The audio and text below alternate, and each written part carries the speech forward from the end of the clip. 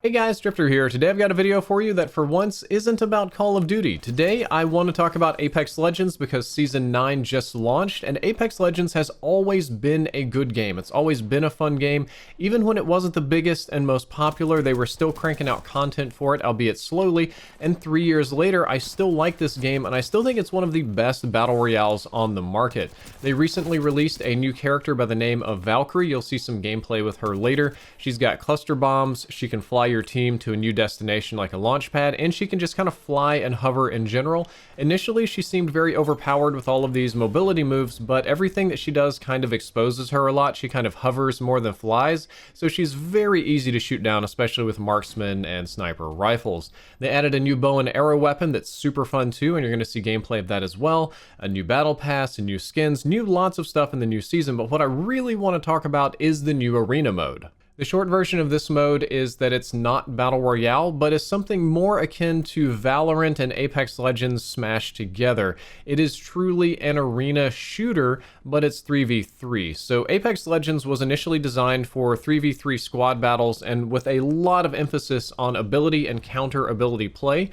which is a lot like Overwatch and Valorant and ability-based tactical shooters, like maybe even Siege, but they were more sci-fi in this game. So it kind of logically makes sense that instead of letting it be a battle royale with all of these abilities, that they could try perhaps something more like an arena shooter or a turn-based credit accumulating game like CSGO.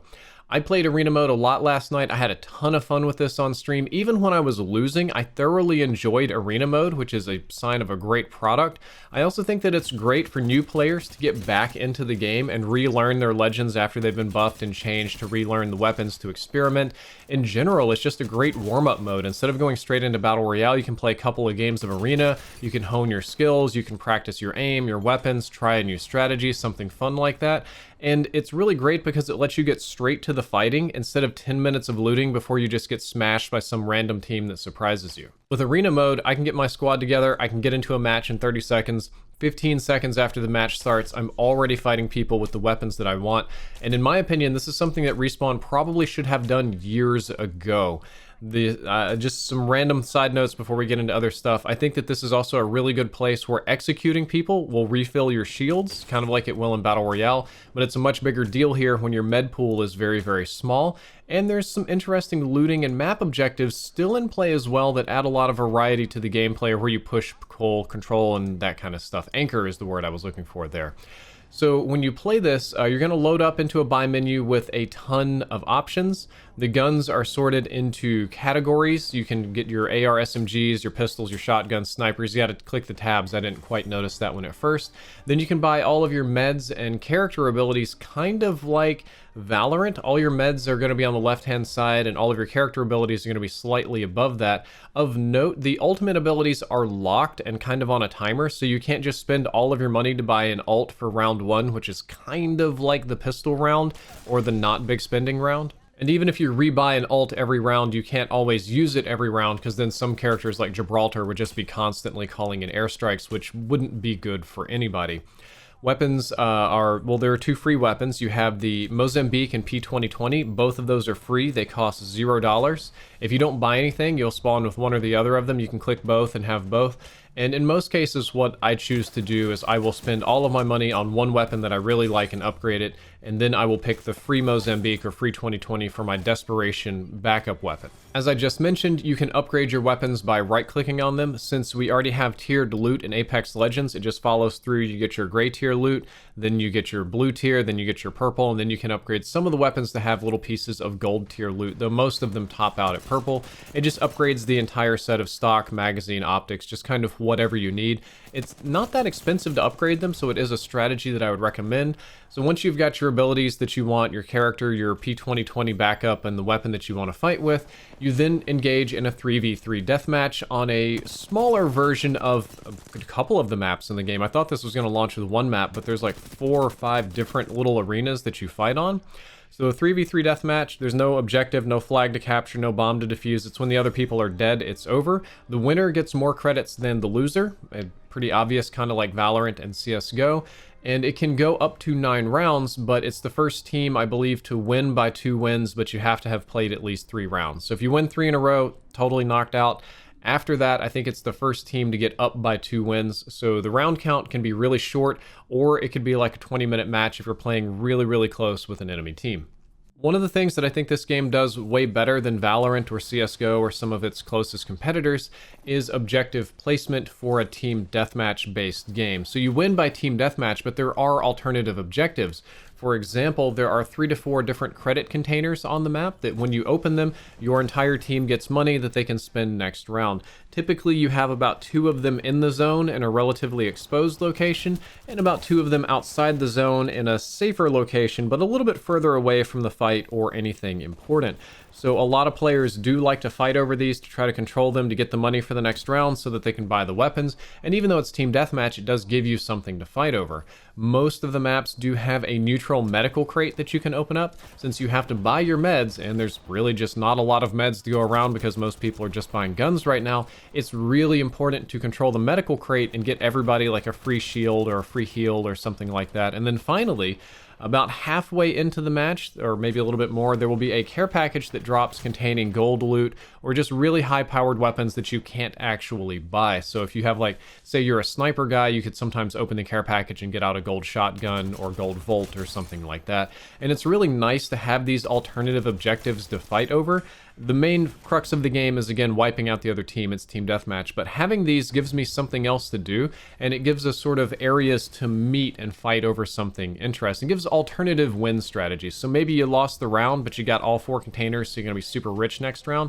It's not so bad. I will say that the care package is kind of hard to get because it usually drops well after you've been fighting for a while. So it's kind of like mid-game, and usually people start fighting pretty early, so you'll usually be mid-gunfight when the care package lands, so looting it is kind of a challenge. After all of this, there are some Battle Royale-like features in the game because unlike CSGO and Valorant, there's no bombs to defuse. There's a similar kind of thing with Siege. If there's no objective-based win, then there's nothing really stopping people from camping one building with Watson with her trophy system and just a ton of shotguns and something like that, except for the zone. They brought the Battle Royale zone back into this. It starts out quite big. The second circle is still really big, but then the third circle, which is about 2 minutes into the match, is really, really small.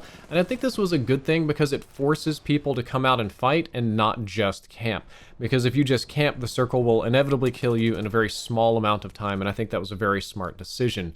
I have an opinion right now that the current meta of this game is a kind of hard split between a poke meta with sniper rifles, bow and arrows, DMR, stuff like that, and a rushing meta where people really like to get in your face with the Volt, with the R99, and the R301 being a little bit between those two. But most teams are either going to sit back and poke at you, or they're going to rush you really, really hard. Mid-range fighting does happen, and you've seen gameplay of it here today, but it's a little bit less common. I don't know if it's an aggression thing or a show-off thing. It might change over time, but not a ton of mid-range fighting at the moment. Overall, I think that this is an excellent mode. This is one of the best things that they've added to Apex Legends in a very long time, and for me, this is to Apex Legends what Teamfight Tactics is to League of Legends. So League of Legends is a very advanced, complex MOBA. I used to play it a lot. I used to love it a lot. I still like the characters. I still like the lore. I watch the little gameplay updates even still, but I don't have it in me to play long enough to master all of that stuff and do all these things. But they made a smaller version called Teamfight Tactics. It's kind of like Dota Auto Chess, or like a little auto battler. So I can still engage with the game. I can still make use of the units and what they do, but I can play it at a smaller, simpler scale with a lesser time investment. That's exactly what you have going on here with Apex Legends. Apex Legends is a big Battle Royale game, and I'll admit that Apex matches are only about 12 to 15 minutes long, but they can be up to 25 depending on what team you're playing, and it's really complex. There's usually a lot of stuff going on at once, a lot of little skills you need to learn and micromanage and do. And if you don't have the time to commit to all of that, you could instead play Apex Arena mode. And in Apex Arena mode, you just get to load in, fight people 3v3. You don't have to loot your weapons, you just buy them. You can get going really, really quickly. It's still fun. It's still a tactical game mode. It's still fast-paced, and it gets me right into the action without a lot of commitment to other things, which I think is just downright excellent. I will say there's a flaw with it, and that's that it needs a ranked mode ASAP. I fear, and it happened a little bit last night, that it could get boring just pub stomping people. The game does have skill-based matchmaking like every modern multiplayer game, so the more we played and the better we got. Of course, we got better enemies until we were pretty evenly matched, but it's not quite the same thing as playing ranked. All of these other games that I mentioned have a very strong emphasis on ranked and leveling up.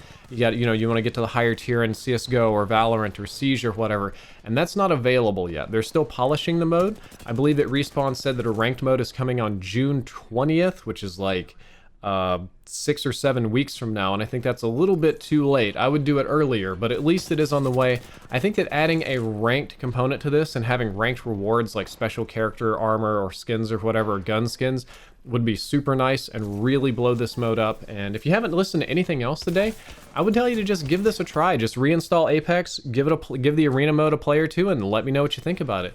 Guys, that is all for this video. I hope that you enjoyed it. I hope that you learned something useful. If you did, don't forget to like, favorite, and subscribe. Drifter out.